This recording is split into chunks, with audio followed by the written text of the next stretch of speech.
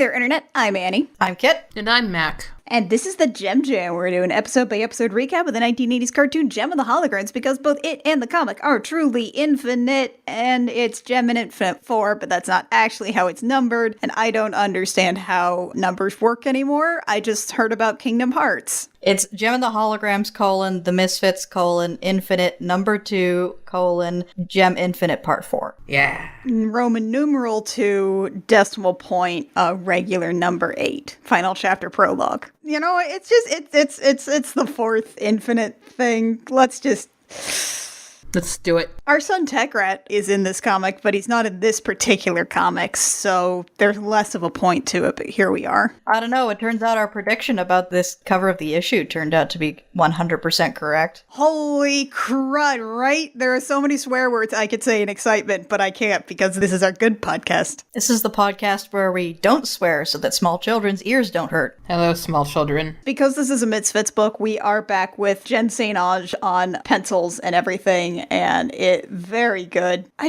really love St. Onge's style so much.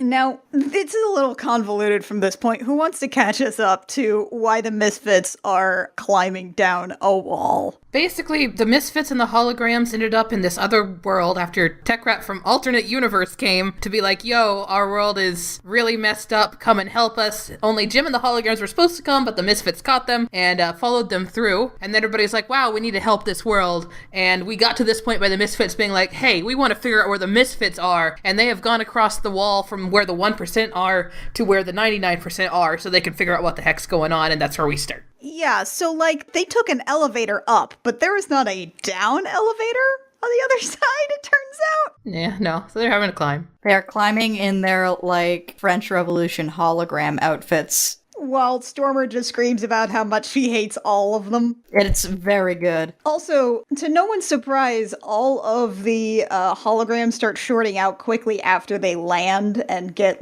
any distance away from the wall. So we're back to everybody in their, concert outfits from, issue 1. Including Stormer's really, really amazing pink leopard print bodysuit. I still love Pizzazz's hair with, the curlers up in. So Stormer notices a little kid watching them and tries to say hey, and the kid panics and runs off. You'd think we'd see that kid again, but we really don't. I'm sure this will come back to bite them later. While they are just sort of trying to explore the wasteland here, one thing I really love is that Jenna and Roxy have an aside where, gem stars are dumb. Lightning bolts, though. Lightning bolts. And Pizzazz is like, wow, do they even have music here? And Stormer's like, Pizzazz, priorities. And Pizzazz is like, music is my priority. Music is all my priorities. That and beating up people who are mean to Stormer. It's true. Yeah, they wander through this ramshackle market. This definitely looks like something that has been pieced together from any kind of spare parts they could find. Just this entire town. Everybody's wearing, ripped clothes and tunics. It's about, 5 seconds away from a Star Trek episode. And then Pizzazz shushes everyone because she hears something. And we see kind of the telltale signs of music in the JEMverse coming out with some flowy purple music. And at this point, it's almost exactly like the smells in cartoons that makes people lift up off the ground and follow it, because that is exactly what it is doing to Pizzazz here. Pizzazz follows her nose. Wherever it goes. And she's like, wow, this is really good. I haven't heard good music since we got to this candy-coated alternate world nightmare. Which I love that the thing that Pizzazz hates most about this place is that it is too pink. It needs more colors, like green, black. And she finds a little building, she shoves through, and then we get a panel where everybody's like, oh my god, what in the bleeding hell is happening? And we get a splash page, because it deserves a splash page, of dystopic cyberpunk Kimber and Stormer. That's right, they're both alive. I love how the only survivors in this comic are the lesbians. They are too powerful. Everybody got killed off except for the lesbians. That's very satisfying, isn't it? It's really good. I'm really enjoying this. And Stormer's got a wicked robot arm, and they both have amazing post-apocalyptic outfits, complete with Stormer's traditional zebra print skirt. I really like Kimber's It's a Cyberpunk Dystopia, so it's okay rat tail. We're doing the same thing that we had with the Holograms, where they noticed that they use the same song, but the lyrics are different. And this is Attack of the Night, except the lyrics are a little different. This is the Stimber... Blah. Stormber. To quote Roxy, it's our song Attack of the Night, almost. Similar lyrics and a different vibe, like still edgy but with more hope, maybe?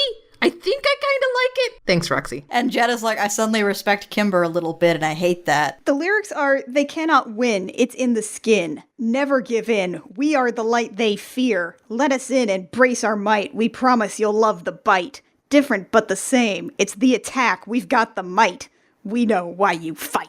It's their lesbian fight song. These are really what the lyrics should have been to that one Gem and the Holograms tribute album, where it definitely had what should have been the, like, lesbian power ballad that we all secretly craved. Pizzazz points out, hey, where are the rest of us? Because what she really wants to do is meet alternate universe Pizzazz, because Pizzazz's best friend in the entire world is more Pizzazz. Alternate universe Kimber and Stormer finish their song, they pump their fists and their robot fists in the air, it's really great. And they're like, donate, fight, revolution, destroy the wall, etc., etc. And Pizzazz is like, my god, they're not just rock stars, they're revolutionaries! I love it! Oh god, I can't get over this rat tail. I also just noticed that alternate universe Kimber is wearing a fanny pack.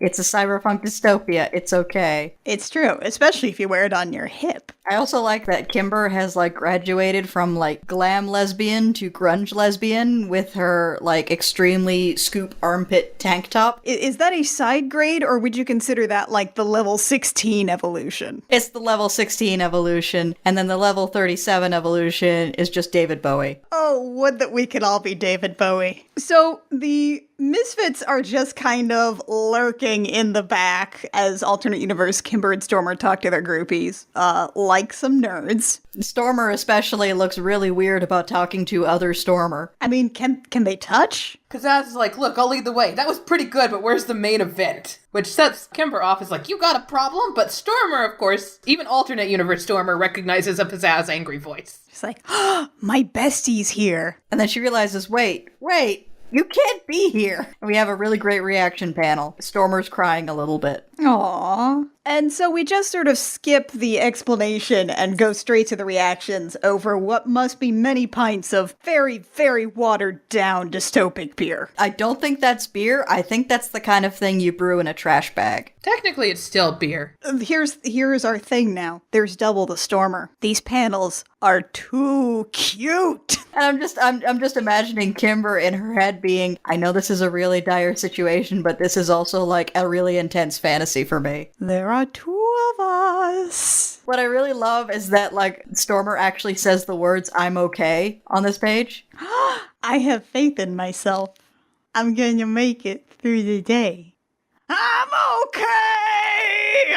And then they do anything for a chai latte. That one doesn't fit in the lyrics, but okay. I feel ya. Pizzazz interrupts this moment by going, yes, yes, yes, is all very amazing, but can we get back to the important thing? Which is me. We need to focus on me. I'm the leader here. I am the important one. If we were in a Japanese role-playing game, when we go to the overworld map, all of you would disappear, and it would just be me walking around. And then Pizzazz asks the question of, where the hell are the rest of the Misfits? And she calls Kimber and Stormer a cute little side project, which, Pizzazz. Pizzazz. They are the only ones left standing. Of course, their silence just leads Pizzazz to believe that the Misfits broke up. And Pizzazz decides that this is once again the Holograms' fault, to the point where she pounds her fist on the table to say that. Well, good news, bad news, Pizzazz. God, there's a panel where, like, Kimber is turning to Stormer and saying, are you gonna tell her? And then in the background is just Pizzazz raging with green skulls of all different sizes floating over her head. Like, you know how Donald Duck has that wind-up before he goes full out, like, ballistic? It's like that. Pizzazz is like, I can't wait to get home and tell the world about all this hologram nonsense, which I feel like the title of this arc should have been All of This Hologram Nonsense. Kimber says, you can't do that, Pizzazz. That's like the one thing you can't do. Kimber has this really amazing scar across her face, too. That's how you know this is the darkest timeline. They are dystopic lesbians with scars and robot arms, and it's very good. I'll be honest, the scar just makes me think of Hawk from Dragon Age 2. It turns out that it's not actually the hologram's fault. Well, it sort of is. But like Techret said, Actually, it's kind of Pizzazz's fault. Yep, it turns out that this dystopic hell world was created because Pizzazz found out about the holograms and told everybody. And I love the montage that we get here because we actually see like previous Pizzazz outfits here too. So we get the sense that this timeline branched off like earlier on in the comics because Kimber still has her super long hair. Pizzazz has her amazing hoodie skull onesie pajamas. And then she also has that like super rad, not even half of a jacket thing from like, what was that, issue 3? And also, I love that Kimber used the hologram technology to amuse Stormer with hologram cats. Look, we have the entire history and understanding of the modern world at our fingertips. We use it to look at cat videos. This is fair. This is a completely human use of technology. But what I like about this is that Pizzazz tells the world about holograms, but as you would sort of think, it's not really a scandal, it just makes them more popular. At least until the feds show up and take the technology. You know, normally when the Federales raid a rock star's home, they're not looking for, like, hologram supercomputers. They thought the drugs were in the hologram computers. Yeah, I think this is the wrong hands.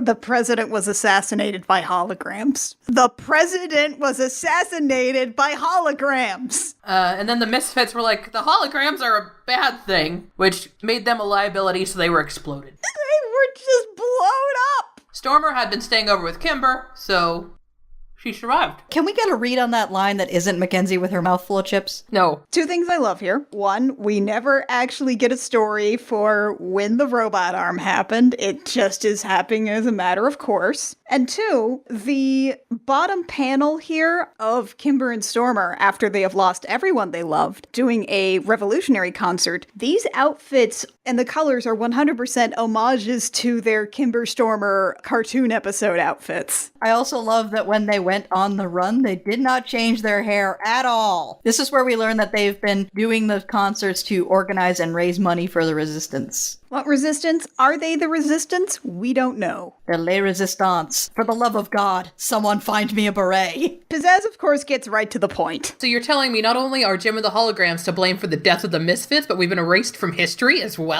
I think blaming the holograms is missing the point, don't you think? Yep, that's pizzazz. That's a pizzazz. Toe to tip, take it to the bank, boys. So Kimber's like, look, Pizzazz, even if you can't get beyond that, you have to realize that giving this information to the public is not a good idea. Yeah, if nothing else, it'll directly result in your death. You care about being alive, right? Pizzazz just buries her face in her own hands and goes, I'm in hell. This is my personal hell. Pizzazz, I'm pretty sure there's lots of people in this world who have it worse than you. And Jen is like, hi, we're here too.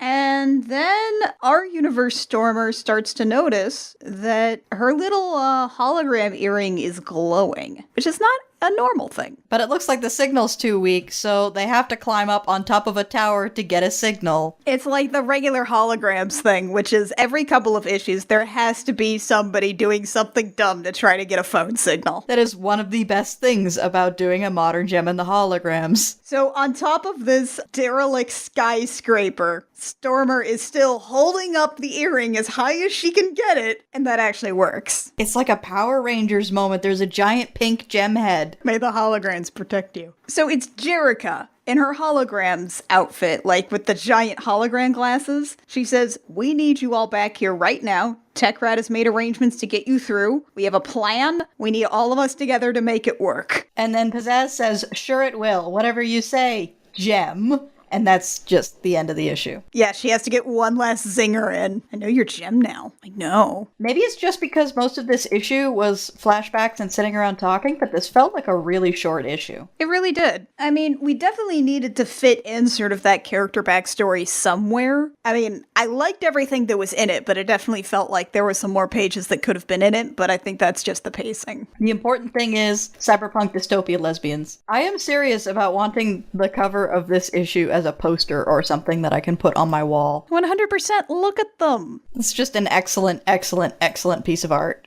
There's also an ash can for the issue that came before this, which is still a weird thing to do, but here we are. Next issue, we're going to be back with the holograms, and since we're recording this after it came out, let me just tell you, it's going to be very interesting to talk about, so I would come back for that episode. The Gem Jam comes out every Sunday on iTunes, SoundCloud, Stitcher, and YouTube. You can find us on Twitter and Tumblr. We are on the internet just about everywhere at the Gem Jam, except on Twitter, we are at Gem Jam Cast. If you like what we do and you want to support us, a like, rating, review, subscribe, comment, wherever you find our podcast is always very helpful, helps us metrics, helps us get discovered, helps us come up with better pitches, because wow, that one was real bad, wasn't it? I love how you said helps us metrics. Shh.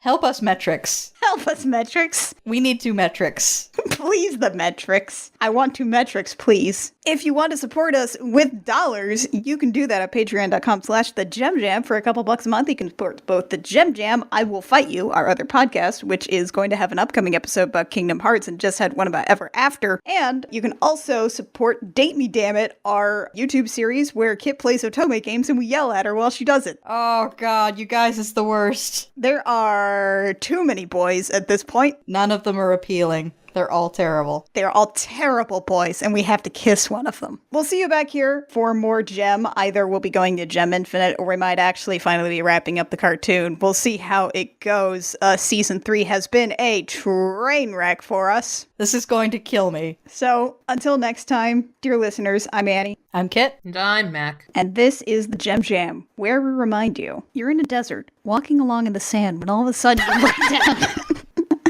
And you see an outrageous crawling toward you. You reach down, you flip the outrageous over on its back. The outrageous lays on its back, its belly baking in the hot sun, beating its legs, trying to turn itself over, but it can't, not without your help. But you're not helping. Why is that?